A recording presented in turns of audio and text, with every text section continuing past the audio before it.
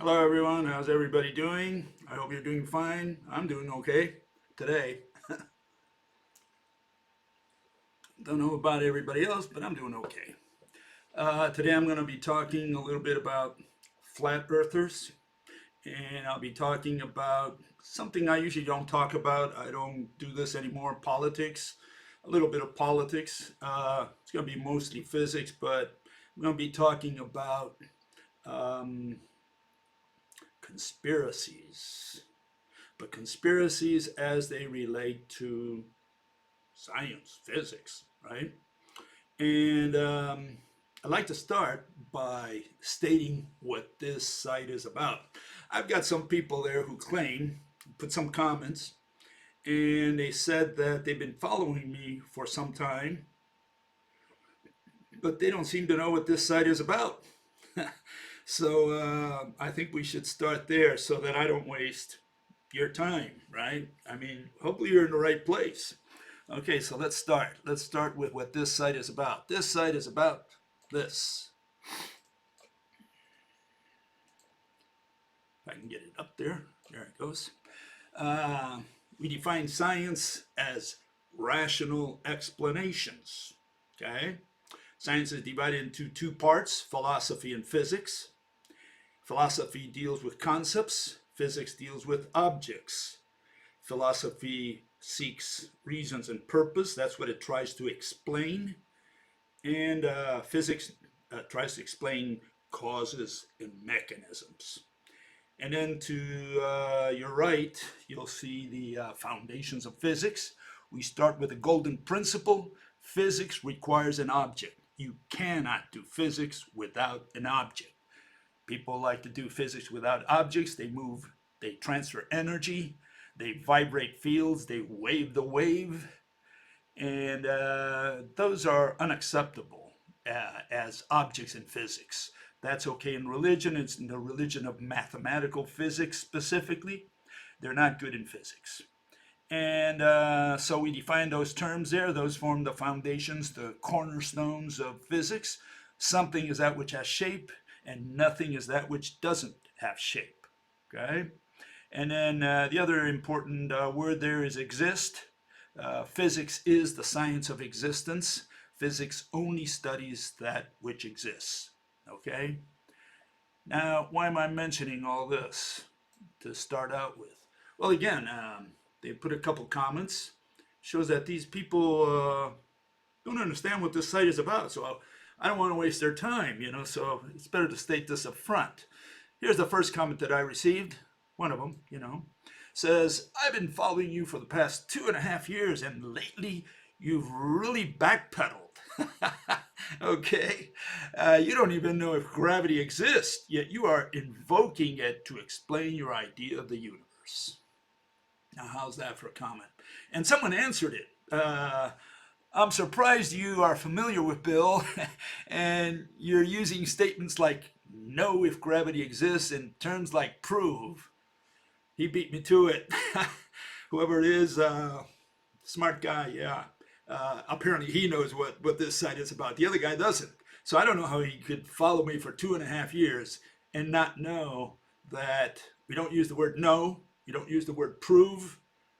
And when you say exists, you can't say that gravity exists because gravity is a concept. And in physics, only objects can exist. And let me put that definition up there again so that you get it straight in your head. These are not definitions I created overnight. I mean, it took a long time to develop these set of definitions. So anyone who wants to challenge them, hey, you're welcome. I've got a lot of experience on these words, okay? And so the first one is there at the bottom, lower right, you see exist. Physical presence. You need an object in physics, right? In science. In religion, in ordinary speech, we say love exists. In physics, you cannot say that. You cannot say gravity exists. You cannot say energy exists. You cannot say a field exists. There are no such physical objects. You cannot say a wave exists. You cannot say plasma exists. Okay, none of those words qualify as an object. And for that, to know what an object is, you go up that list and go to the word something. So you see the synonyms there, object, thing, anything, body, structure, entity, medium. All those words are synonyms. So it's got to have shape. And none of those words have shape, and none of those are standalone, static objects. Okay? So you can't say gravity exists because gravity is a concept. So it's irrational to say gravity exists for the purposes of physics, for the purposes of science. In ordinary speech, we say a lot of stuff. We say a poem exists. Intelligence exists. Not in science, not in physics. In physics, it has to be an object. If God wants to exist, his first condition, he's got to be an object. Sorry, God, you got to be an object. And if he looks like me, a human with arms, head, etc., that's not sufficient. He's got to have location. Otherwise, he doesn't exist. Okay, so God exists pursuant to the definition of exist. That's how it works in science, okay? We don't say, I believe in God, I don't believe in God, maybe God exists. Now, we don't say that in science. In science, it's straightforward. If God is an object and God has location, his chest has a distance from my chest, God exists by definition. I don't have to believe or disbelieve. He exists by definition. God's always, anyways, an assumption. God is not a theory. Okay. This fellow mentioned something else there that I wanted to comment on. And let's see, put that back up there. It says, if gravity exists, yet he says, you don't know if gravity exists. Okay. Yeah, and we had that issue with the flat earthers the other day. And so let's look at gravity according to Flatland. The Flatlanders. Let's see what they have. Okay, here we have it. This is a fellow I looked up. Yeah, he's, I guess, a countryman of mine. He's from Argentina, I think. That's what he sounded like. Anyways, his name is Leny Lenard. And he did a little video called Gravity Doesn't Exist. So it caught my attention. I said, well, this might be a good video to comment on, considering that this guy said, you haven't proved that gravity exists. Well, first thing I think his name should be changed to Leny Lenard would be better. I think this guy's off his rocker. Okay, that's what I think. And the only thing I want to point out on his entire discussion, because he never showed why gravity doesn't exist. He just talked and talked and talked, never showed why gravity doesn't exist, at least in that video. Maybe there's a part 2 that I missed or something, I don't know. But I just want to focus on 2 things. On the left-hand side, you'll see marked in red. I marked those in red. And on the right side, they're in green. On the left side, you see the letter G at the top, that little G, and that stands for the gravitational acceleration. Whereas on the right-hand side, you see the letter A for acceleration. And essentially what he was comparing was Newton's gravitational law against Newton's second law of motion, okay? Left to right. And he said that these are equal, essentially, He says there's no difference moving sideways as moving downwards. In other words, the acceleration of gravity would be, if you accelerate 9.8 meters per second squared downwards, it's the same thing as if you accelerate 9.8 meters per second square sideways. That's essentially was his argument, the one that I'm going to be analyzing. Okay, that's the one I was interested in. Well, I hate to say that it's not true. Okay, he's comparing apples and oranges, just like every mathematician on Earth since Newton. Okay, and why? And I'll tell you why. To a mathematician, it doesn't matter what he measures. He can be measuring distance, or he could be measuring length. In fact, if you look up the words, you'll find that length is defined in terms of distance, and distance in terms of length, just about everywhere. And so it doesn't matter if he's measuring, like I said in a Quora article, which I recently wrote, whether he's measuring the size of a turtle, the length of a turtle, or the distance between 2 elephants. To him, that qualitative difference is not important. He just has to unroll the measuring tape any which way he looks at that. And what is the problem? Well, the problem is he's not measuring neither distance nor length of physics. What he's measuring is distance traveled. Okay? He's unrolling the measuring tape, one way of doing it. Another one is putting tiles. Another one is clocking it, right? Then dividing by the seconds. But he's unrolling the measuring tape, okay, from A to B. That's what he's doing, from one location to another. And here I put it in a little synthesis. Okay, here you have Newton's force law, second law. Okay, force equals mass times acceleration. As you can see, I framed the letter A, and the letter A is acceleration. It's equal to the change in velocity, in violet there, over a change in time. And what is that little v, that velocity? Well, it's equal to distance over time, or you can say displacement over time. It's a long story to tell you the difference between them. Let's just use the word distance. So what is that distance? Well, that's the distance traveled by one object. The baseball traveled from A to B. That's not the same distance as the one in Newton's gravitational law, which is a static distance. It's just separation between two objects. In this case, I just put it from the surfaces. It's really to the center of the earth and to the center of the ball, but that's irrelevant for what I'm trying to say here. The issue is that mass times mass 1 times mass 2 divided by distance squared means that you're going to look at the distance, at the separation between two objects. That distance is not the same thing as the distance traveled in Newton's second law. And there's no mathematician on earth that ever discovered this. So they use the word distance, and then they set one equation equal to the other, and they do all these fancy things which are pretty great in mathematics, but they're terrible for physics, because physics deals with qualitative issues. And so no, these are not the same distances that these people are comparing. They're comparing apples and oranges. The distance of physics, separation between two objects. That's distance. It's a qualitative thing. Mathematicians can't use it. We don't care, because we don't measure distance in physics. Distance simply means separation. That's all it means, separation between two objects. Length is the continuous matter of an object, of the table, from one edge to the other. Again, we don't measure. We don't put meters. We don't use meters in physics, okay? Because we're not going to be describing. We're going to try to explain something. And so these people are saying that they represent physics, but they can't tell the difference between a static difference, a separation between two objects, and the distance traveled by one object, which is the difference between those two.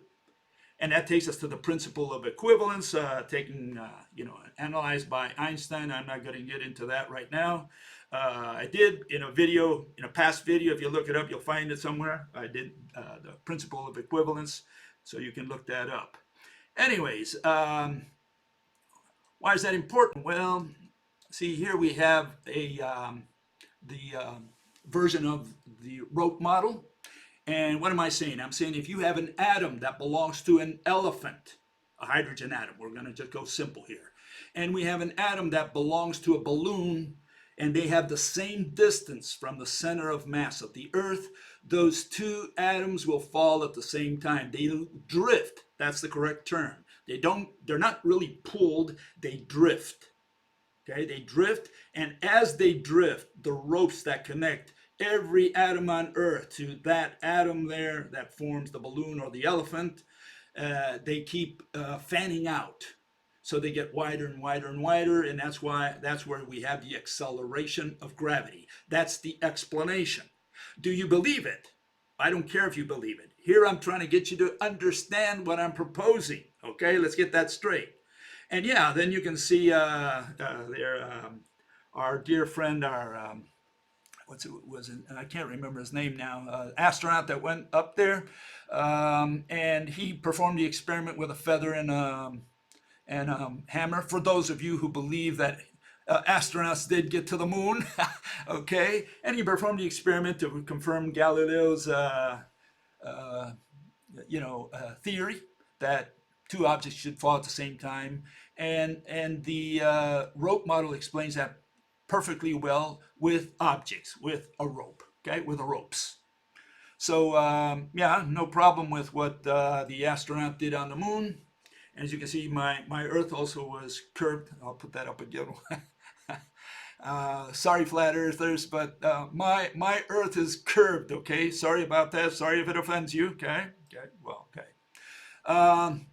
So how does the flat Earth society do gravity? Well, this is gonna be fun. Let's look at flat Earth gravity. Okay, this is what they have in their site. And again, one of the issues, there are several sites for flat Earth, and a lot of people say, every time when you attack them, they say, but you're attacking the wrong side, you're attacking the wrong theory, etc. You get this runaround. So I can only go to the most popular flat Earth society, and that's where I got this from. Okay, and so the way they see it, the Earth is accelerating upward.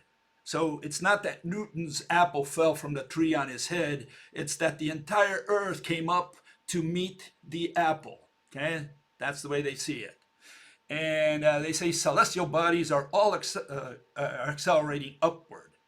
And the only time that you get this shielding, this shadowing, and that's how they can explain some differences in acceleration, I guess, right? There's another theory that says that there's an infinite plane, that the Earth is not just a circle, what we can say a pancake or a disk. It's this guy says it's an infinite plane. And so we have an irrationality there, and that's why this guy has to be kicked out of science.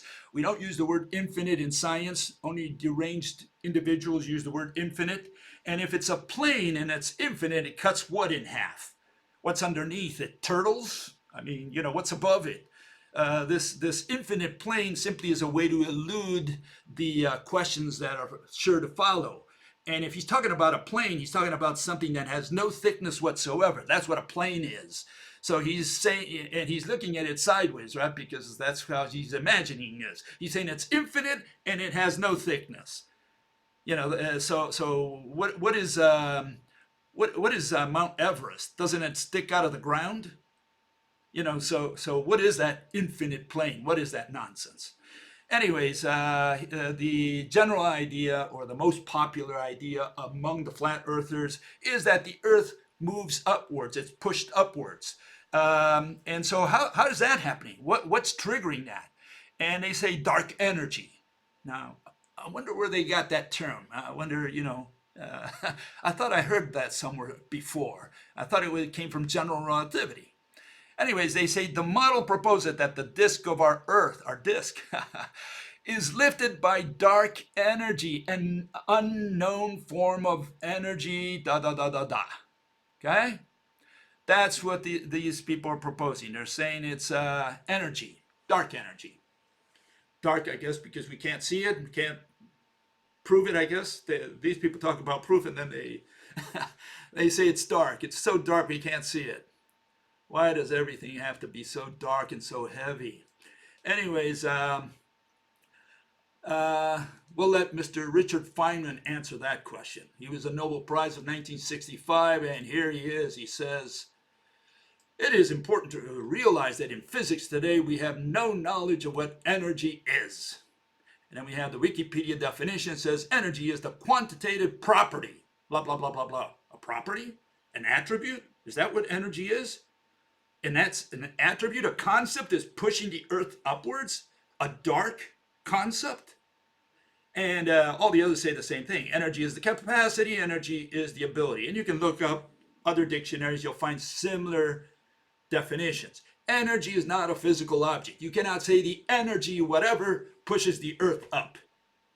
Okay?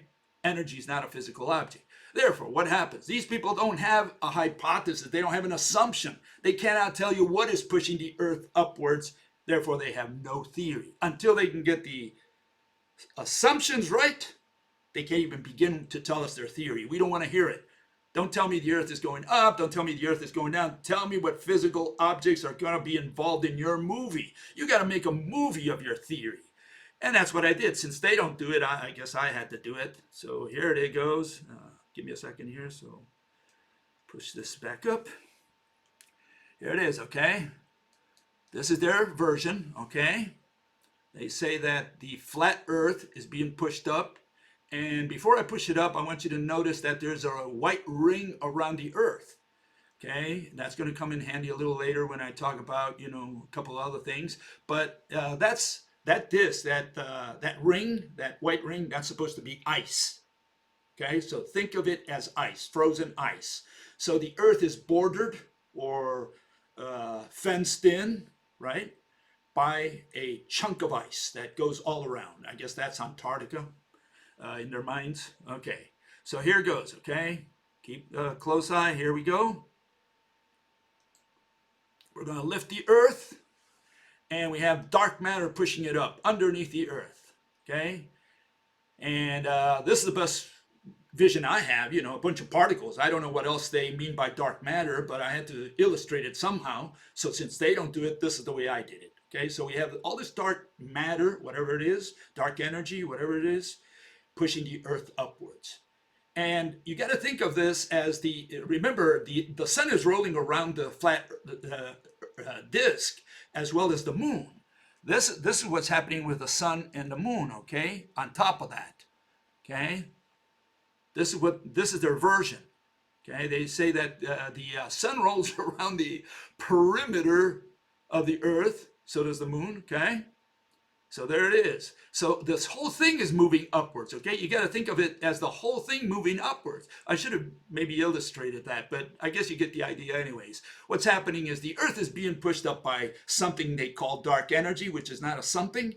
And then we have the sun and the earth and all the stars and, all the constellations, whatever. Everything's being pushed.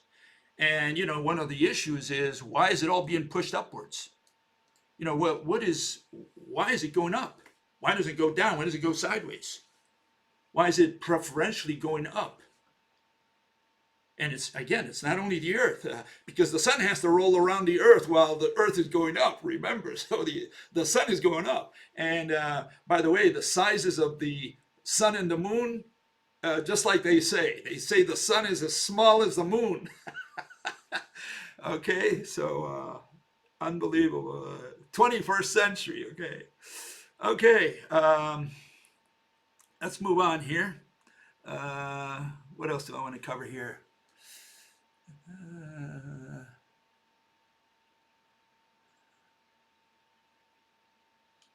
Let's go with this. This was another comment that someone made, okay, along the same lines, okay. And he says, how can you have gas pressure without a container?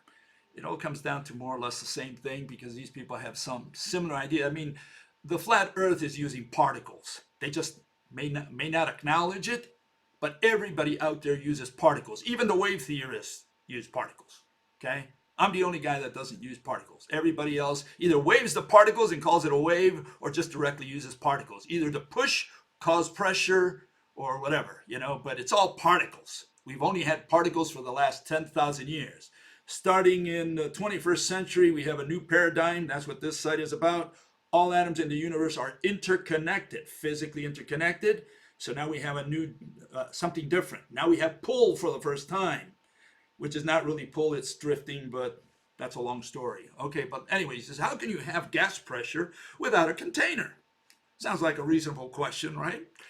Please demonstrate gas pressure without a container, unless you now believe that the globe Earth is within a physical container. Okay, so let me show the gentleman, okay? Let's kill his ignorance. Okay, here it goes. Here we're going to have gas pressure as he sees it. This is known as the nebular hypothesis, okay? It's a bunch of gases out there in the middle of nowhere, and they're rolling around each other like a figure skater. that draws his arms in. This is exactly what the official version of how the solar system came to be. Gases that twirl around, and because of gravity, right? They concentrate in the center. Eventually, at some point, they turn into the sun, and at some point, it ignites. And you say, well, gravity, what is gravity? Because we need to know what gravity is in this context. What do you mean by gravity? Why are those atoms going towards the center? Why don't they just disperse? Because that's what this fellow is saying. He's saying, how can you have this? How can you have pressure? Well, it's not pressure. That's the point. It's gravity. So that's how you prevent atoms from flying out of a center in this case, right? A center of rotation. And under the rope model, it's very simple to understand. Doesn't mean you're going to believe it. It just means you're going to understand what I'm proposing. And here it is. Okay, we're saying all atoms are interconnected. All atoms are physically interconnected. Now we can explain why they're all attracted to a center. They rotate, and because they're all pushing inwards, they eventually condense into the sun. So yeah, I do agree with the establishment's version of how the sun came to be. Okay. Now, do I agree with them on how the Earth came to be? That's where we differ radically, totally different, okay? And all the rocky planets and all the rocky moons, like take Jupiter's Io or Ganymede, okay? How did these objects form? In the same way? Now, all of them, used to be stars. They formed in the same way that a star forms. That's why they're so round. That's why they're so spherical. And that's why they are differentiated internally. Okay? The Earth is differentiated internally for those who believe in the round Earth, obviously, the globular Earth. The Earth is round because it was formed through gravity. What is gravity? All atoms are interconnected, pushing towards the center. Now we have a physical mechanism, okay?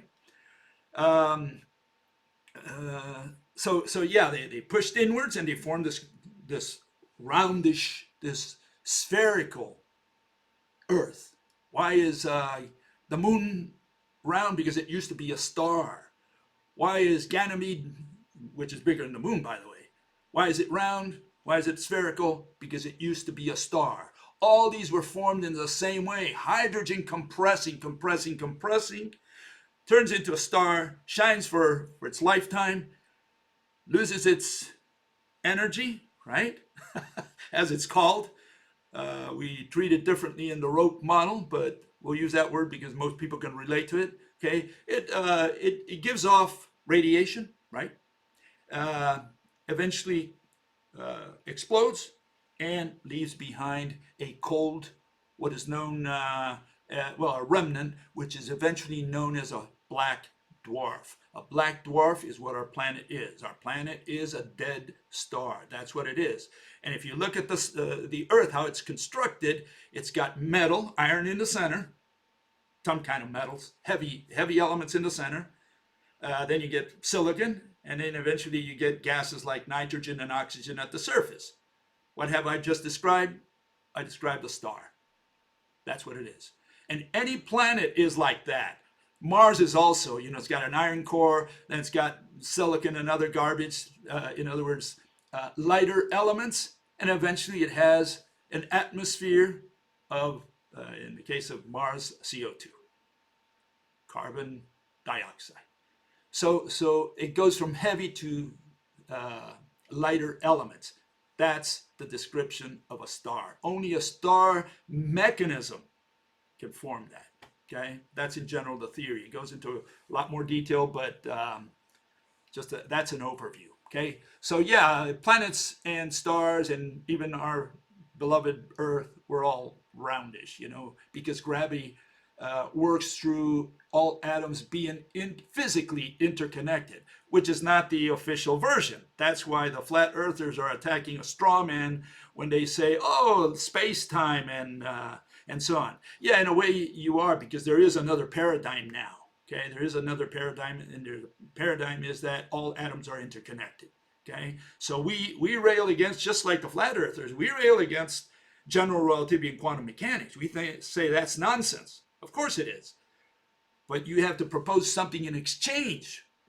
Okay, you got to have a theory that you compare it against. And right now, what are we going to compare it against? The nonsense of the flat Earth, where we have dark energy, whatever that is, pushing the Earth upwards.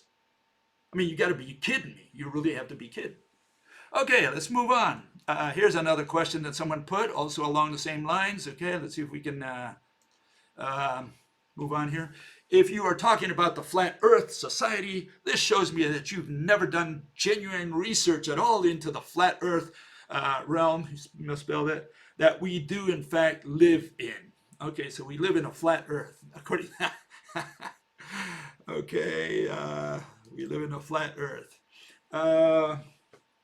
Do I know, did I do any study on the flat Earth? Well, I did a little study. I mean, maybe I missed something, but I think I got the general picture. So let's find out, okay?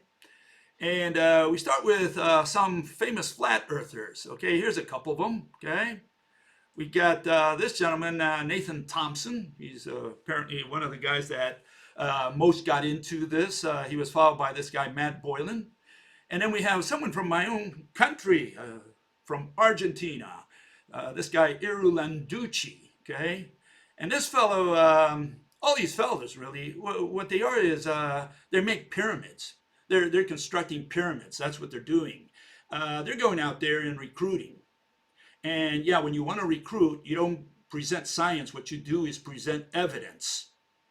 And evidence is a no-no in science. We don't present evidence in science because evidence is used to persuade the jury. You're not there to give them an objective mechanism. You're there to try to convince them. And that's what these people do. Now, you know, they're making their money, I guess. You know, they're building their pyramids. That's fine. That's business. You know, that's their problem. I've got no issue with that. People want to follow them. You know, that's their business too. But they're not doing science. They cannot say that what they do is science. What they're doing is recruiting. That's different. See? Here we do science. Here we don't recruit. You believe, you don't believe, we don't care.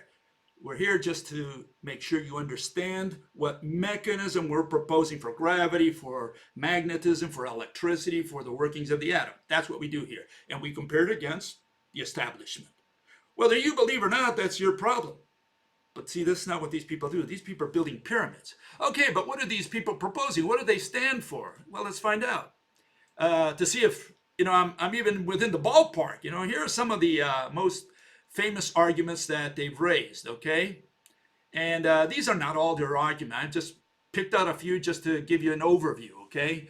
They say that the Earth might be flat, or suggest that the Earth is flat, because they can't see ships visually falling off the horizon. Okay, it's an issue of perspective and focus, they claim. You know, the farther it is, you can't see it. But if you had a telescope, you can still see the ship.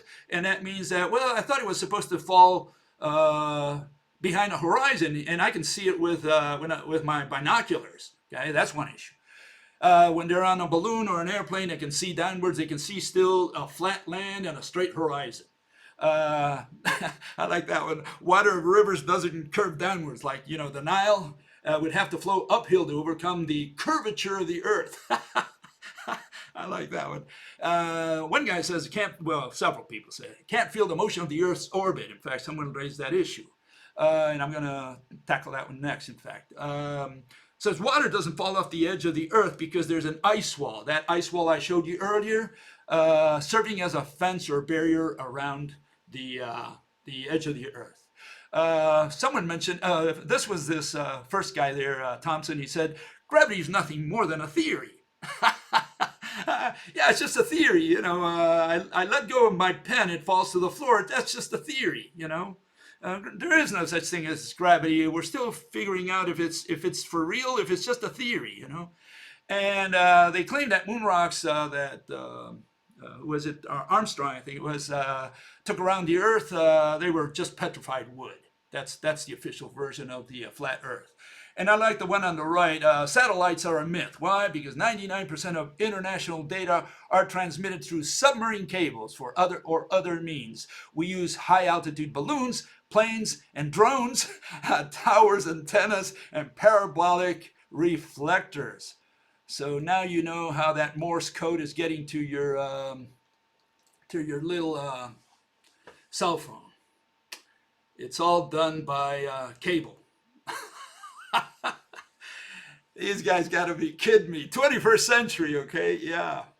So yeah, they're in the process of recruiting only, and they recruit people who don't know what questions to ask them, don't know how to put them on the spot, don't know, how to put them against the rope and pummel them, especially on definitions and on assumptions. These people don't do definitions. These people don't do assumptions. They never define the word flat, as I discussed last time. If you're going to have a flat earth, begin by defining the word flat. We need to know precisely what the word flat means. How flat is flat? Is it, a sheet of paper? Is it thin as a square, a circle? Is that thin? Like when you put it sideways, there's nothing there? Is that how thin it is? How flat is flat? And then you have, you got to explain Mount Everest or whatever, the Alps, they stick out of the ground. And it sounds very similar to what they have in Mars also, by the way. Very coincidental, they have all these mountains up there.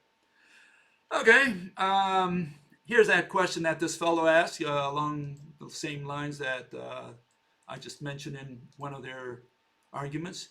He says, explain to me rationally how we live on a spinning globe and feel our senses. None of it. Okay, that we can't feel our senses, I guess he meant. Okay.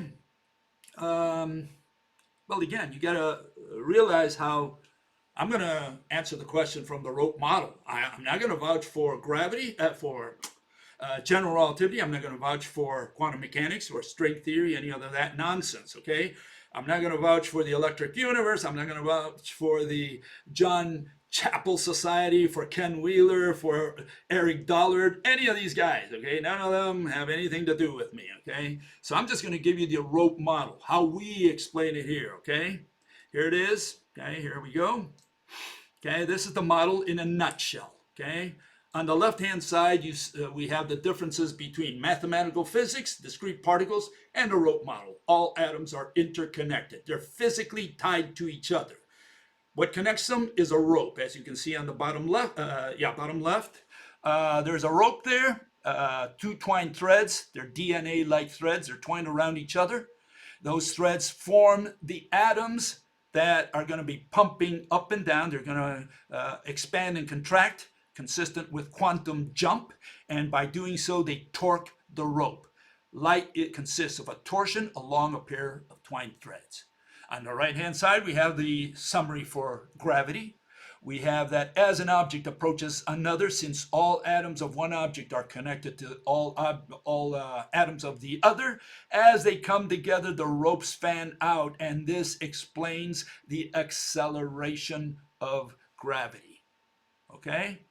So, what does this have to do with the question this gentleman asked? Well, let's put the question back up there. Here it is. Explain to me rationally how we live on a spinning globe. Why don't we fly out? In other words, that's what he's asking. Okay, let's find out.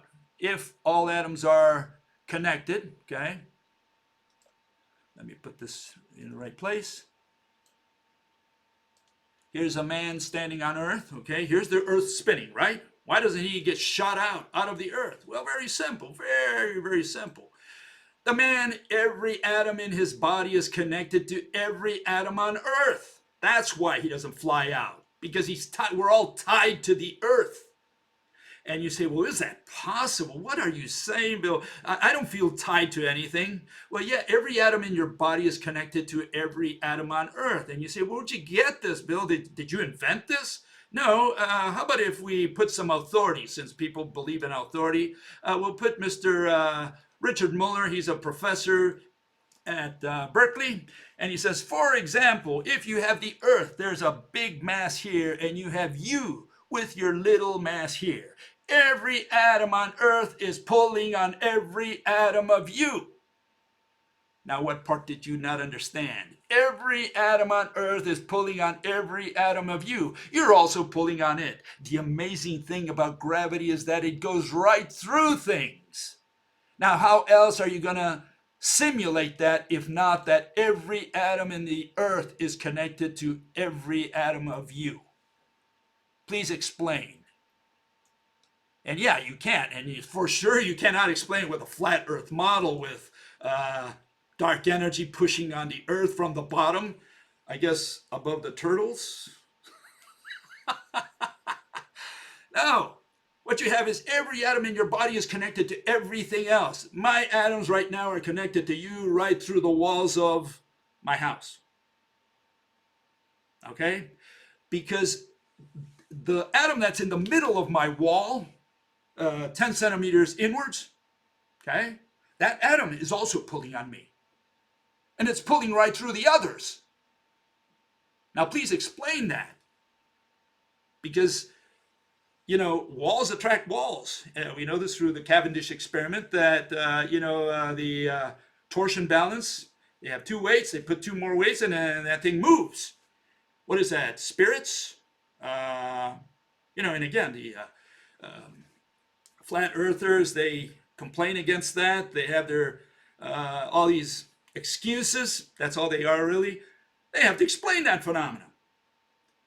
And, they have all these, what is it? These excuses. They try to skirt the issues. They never explain. They cannot tell you because they don't know. They're simply ignorant people. And they don't even know the foundations of physics. That first of all, you need a physical object. And they do their physics without objects. And they do their physics without definitions. So we can't follow what they're saying because they never define any word. They have to begin with a long list of words that have to be defined so we can follow their presentation. And they should not be in the business of criticizing because a scientist is not someone who opposes. A scientist is someone who proposes. Scientist is someone who tells you how something happened objectively, a mechanism. A physicist I'm referring to, right? And he's not a critic. I mean, a critic is okay, but a critic is not a scientist. I criticize the establishment as well. I criticize space-time. I criticize quantum mechanics. That doesn't make me a scientist. The scientist in me is the guy who comes and says, let me tell you how this universe works. And I tell you, I give you a mechanism that's objective. You look at it, you understand it. That's where science ends. What continues now is religion. Whether you believe in it, whether I proved it to you, that's religion. Whether you like the evidence, there's always a tendency to present evidence. There's always a tendency to try to convince people. It's human nature. But we have to distinguish that part as religion, and the part of science is only the part where you explain objectively the mechanism. That's science. That's the part of physics. The rest is religion. Okay, let's make sure we separate one from the other. Okay, and by the way, even in the case of particles, people who talk about waves, particles, whatever, they have to be interconnected. I mean, how are you going to produce this? Here's the scenario for you. Okay, you got this ball bouncing up and down. Okay. What's pulling it up? What's pulling it down? What's pushing it up? What's pushing it down? Whether you use pull or push, I don't care. Why is it going up and down? Because that's what a wave is. Here's a better picture of a wave. Let's see if I can put it up there. If I can find it.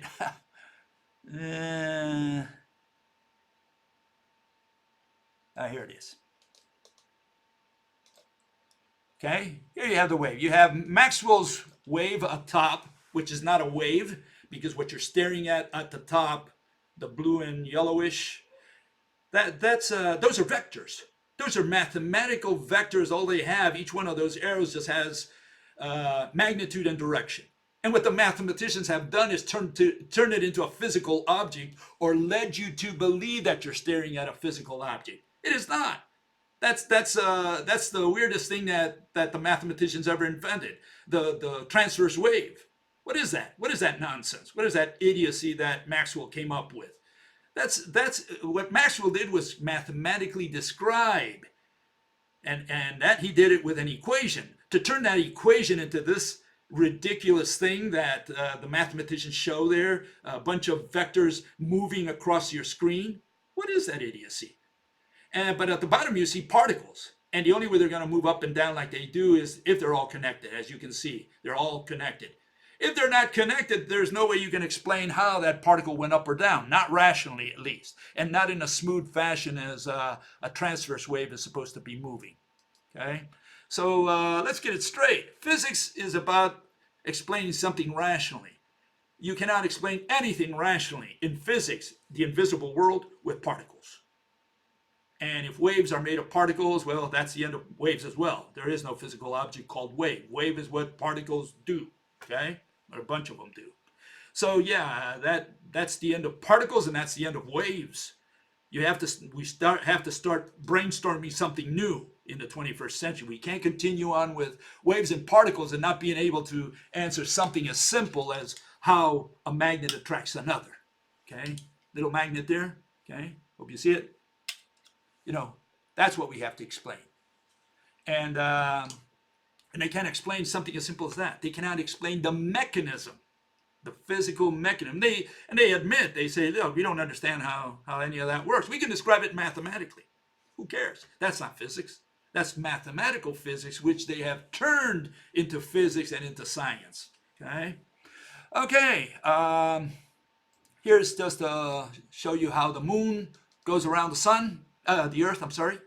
Okay, that's why it doesn't leave the solar system. Every atom on the moon that comprises the moon is connected to every atom that comprises the Earth. Okay, and one of the things that got me about this guy's comment, where is it?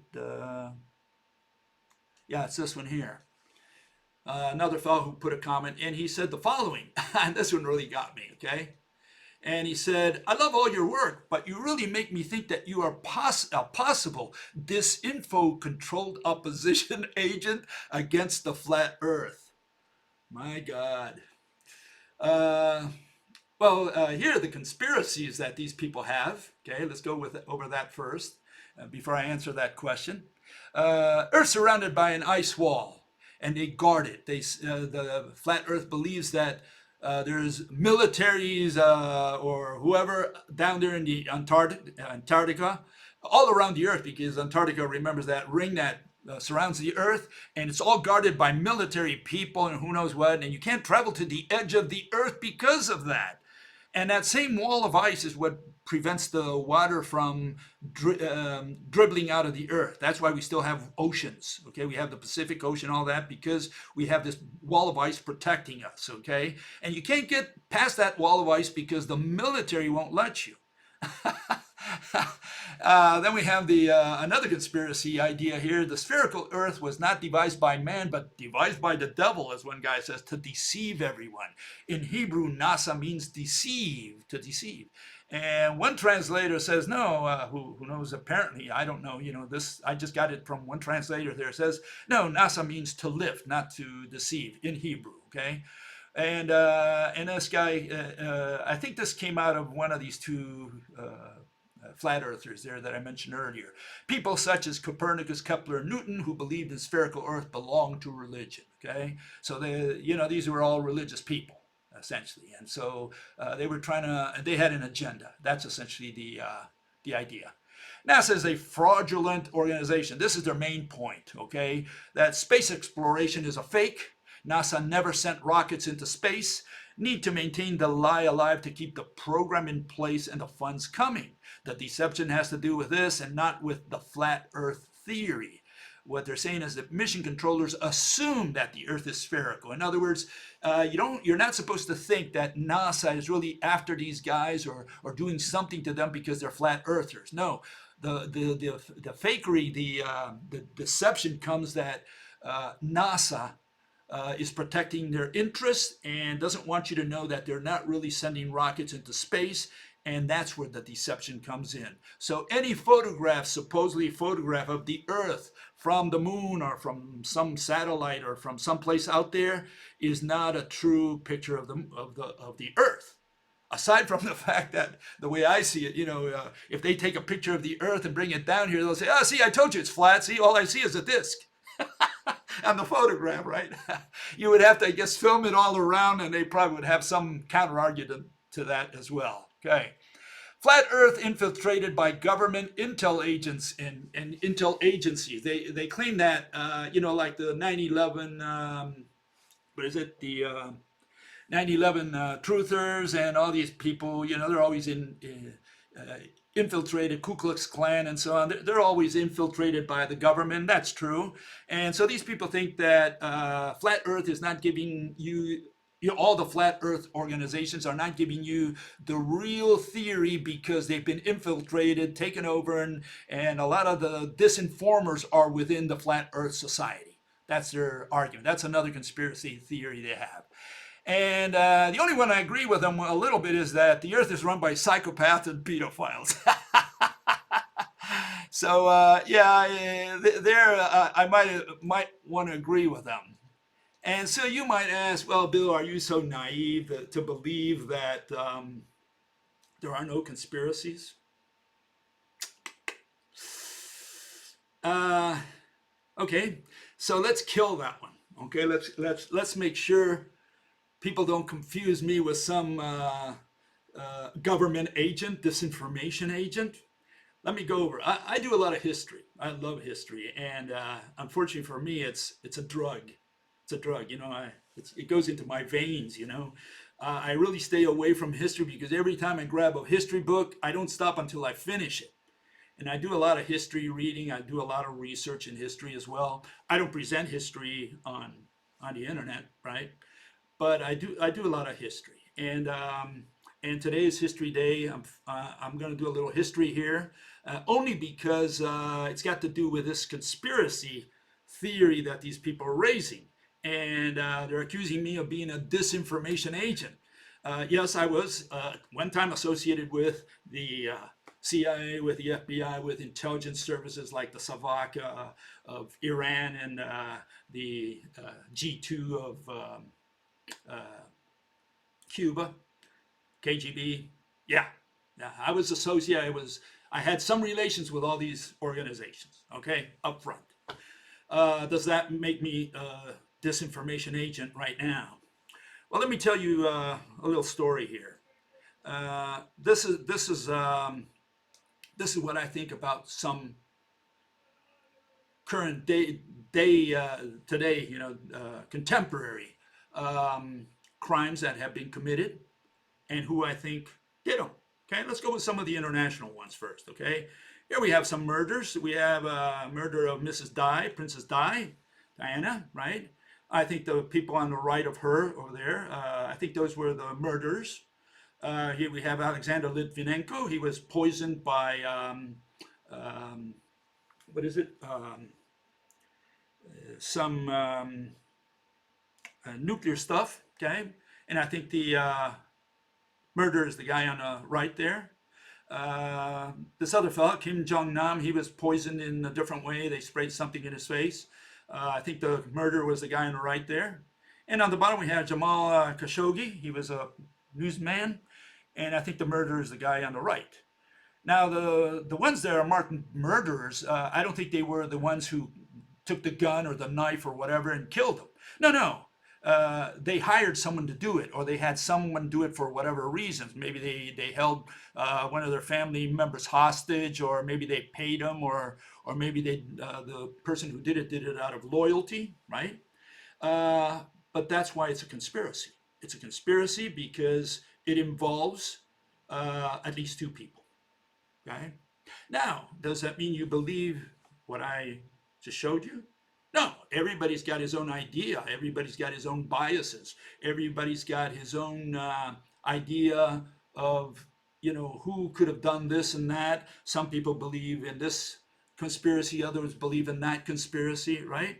But let me continue so that I want to make sure that we clean this up, okay? I don't want people talking nonsense behind my back, okay?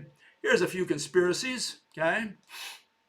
I believe that Lincoln was shot by John Wilkes Booth, but the man behind the gun, the guy who planned it all, was Edwin Stanton, Secretary of War, okay, of Lincoln's Secretary of War. Okay, it's a long story, but that's who I believe did it. James Garfield, I think he was shot by Charles Guiteau, who was a stalwart, by the way. But the guy who I think masterminded it, Roscoe Conklin, he didn't do it for a coup d'etat. He did it for vengeance. He had a axe to grind against James Garfield. So did Charles Guiteau, by the way. Sinking of the U.S. Maine in Havana Harbor, well, it came in handy to justify the war against Spain. Spain lost Philippines, Guam, Cuba, lost everything, almost all its possessions, remaining possessions abroad. William McKinley, he was shot by Leon Czolgosz. Was there a conspiracy? No, I don't think there was. And I do a lot of research on all this stuff. I really go in depth. I'm not.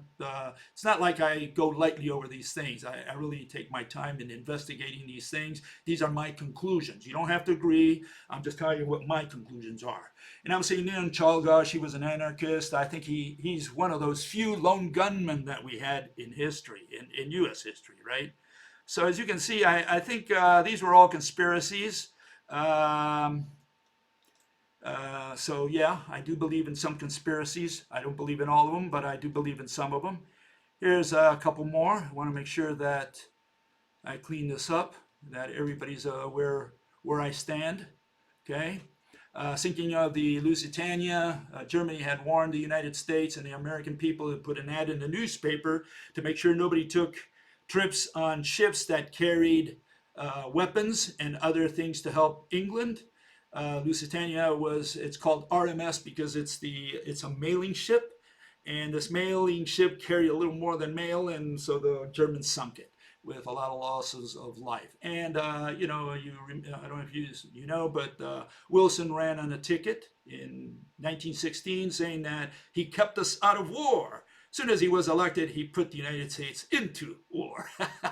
Okay, Warren G. Harding, I think he was murdered by his wife, Florence Harding. Why do I believe that? Well, he was involved in the Teapot Dome scandal. That's a long story. But why do I suspect Florence? Because she's the one that forbid that an autopsy be done on Warren after 3 days that he was poisoned. That's what I think. And yeah, I don't buy nonsense so easy. And so when there's something like that, I tend to think the person is guilty until she can prove that she's innocent.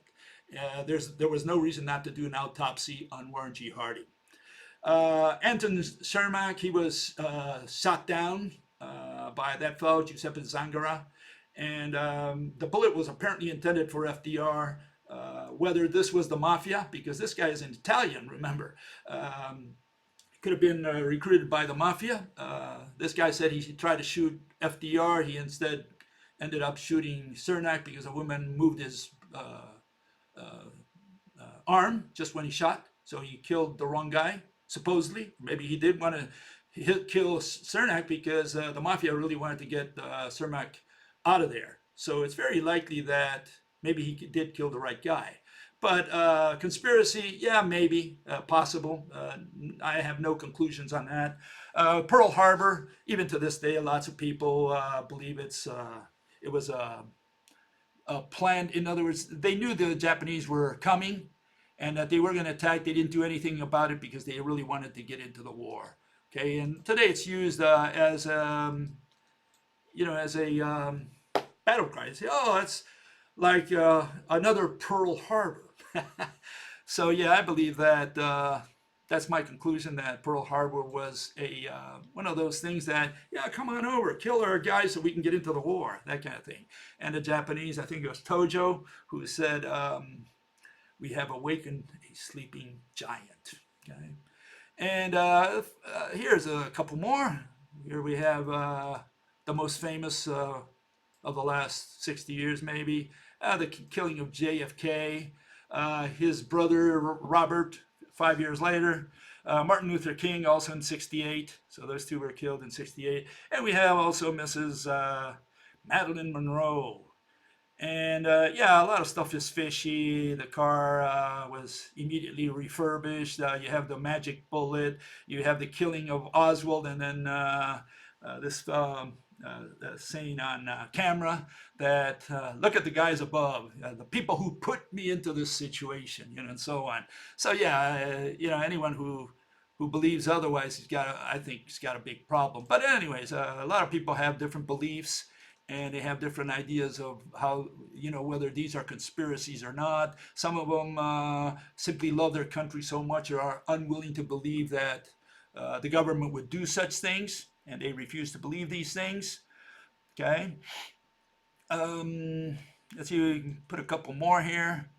Here's another famous one done recently. Okay, do I believe it? Yeah, I made several videos on this. A lot of fake stuff.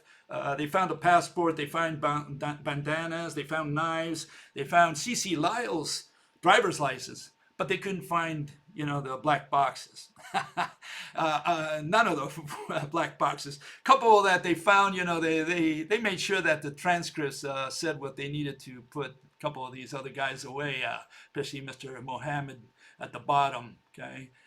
And so, yeah, I believe this was done by the U.S. government. So obviously, you can call me, I guess, a conspiracist.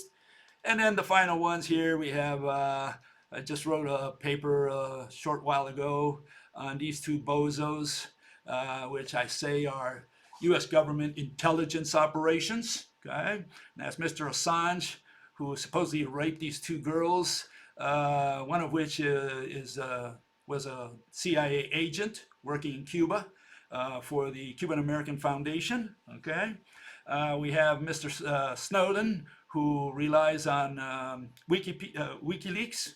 Okay, for his help with lawyers and so on.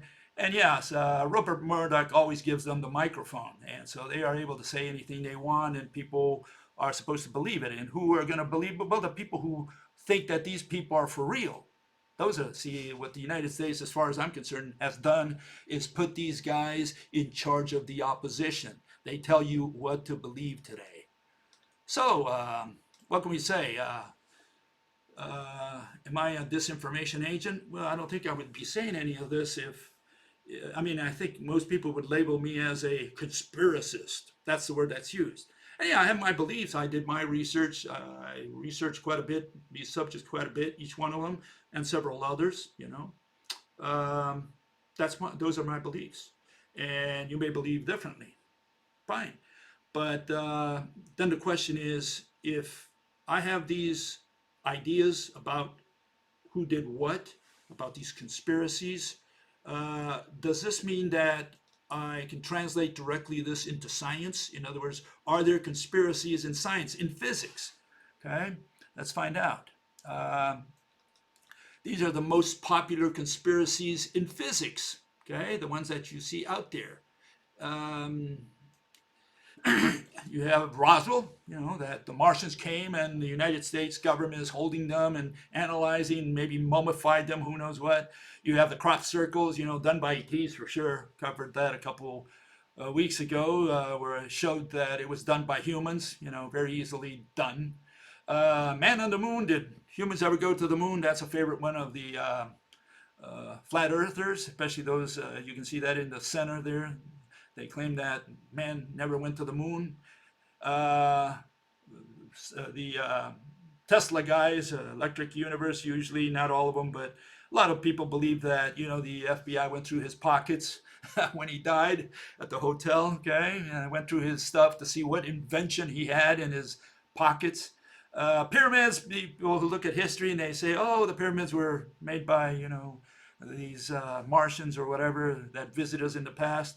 And then we have all these celebrities of physics, and are they keeping us out? Are they in a conspiracy to keep all dissidents out of the system?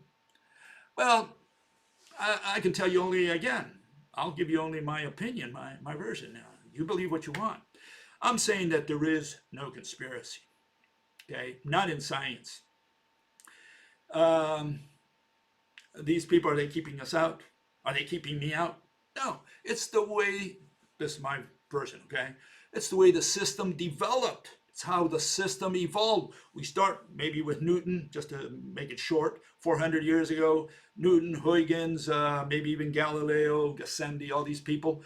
They created, they were trying to arrive at how this universe works. So they started figuring out, they threw ideas, theories, assumptions, okay? And that worked its way to where we are today. Worked its way to where we are today. And a lot of these people, they go to the universities, they study physics, they get a degree. Who gives them the degree? Well, the guy from the previous generation, the professor.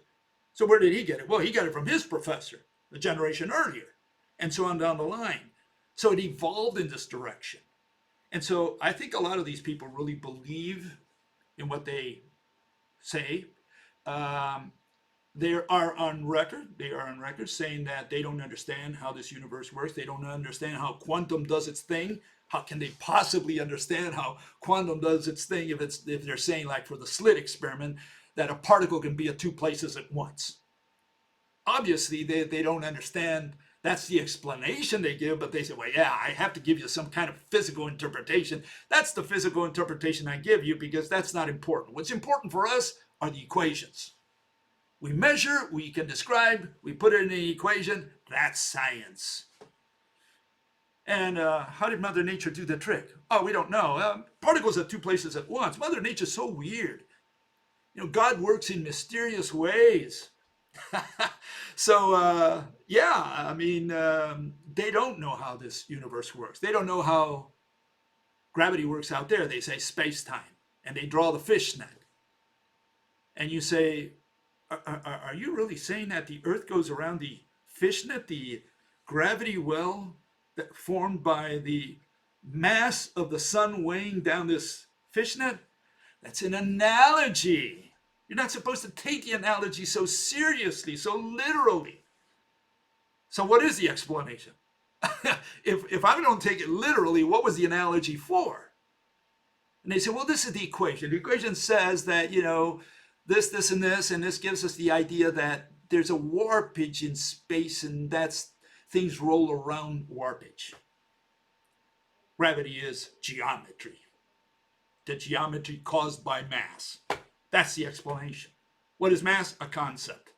It's like saying the weight of the elephant bent love, because we're bending concepts here. One concept bending another concept. So the weight of the elephant, and we got rid of the elephant 2 hours ago. All we have is his weight, his 6 tons. Now we're going to put 6 tons on love, and love warps. That's the explanation that we have. And the earth rolls around love. And you say, well, the earth really rolls around love after 6 tons weighed it down? It's an analogy. You're not supposed to take it so literally. So what have we learned?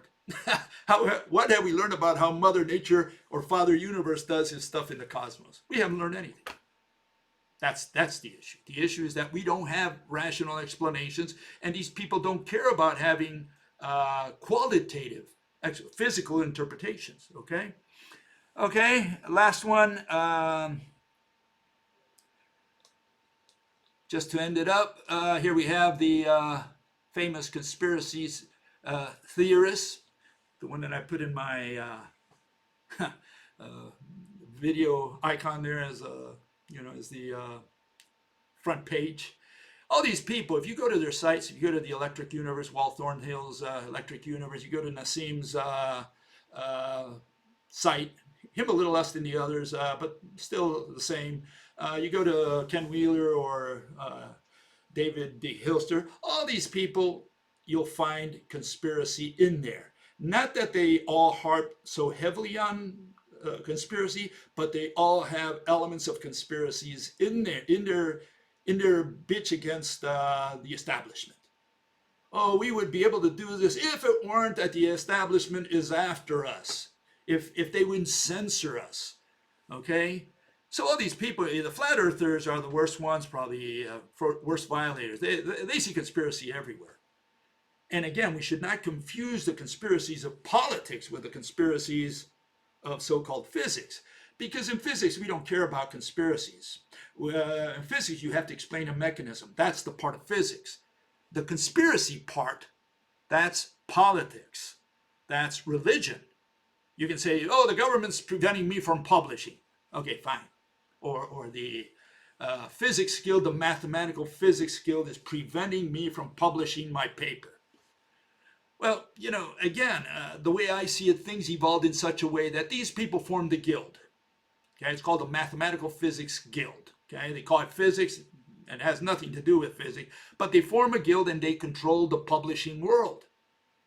So now, if you want to publish like I try to publish, I want to publish in a respectable journal, one that has, quite a few readers, and I sent stuff to Nature, I sent stuff to Science Magazine, and they won't publish. They send you that nice, beautiful note saying, well, we regret to inform you that editorial space is limited. So, I had to publish elsewhere, and I did. I was able to publish my stuff in other places. I published one a paper in China, another one in Canada. I had to publish in other places. But these places don't have the circulation that places like Nature and Science have. And you say, they're conspiring against me.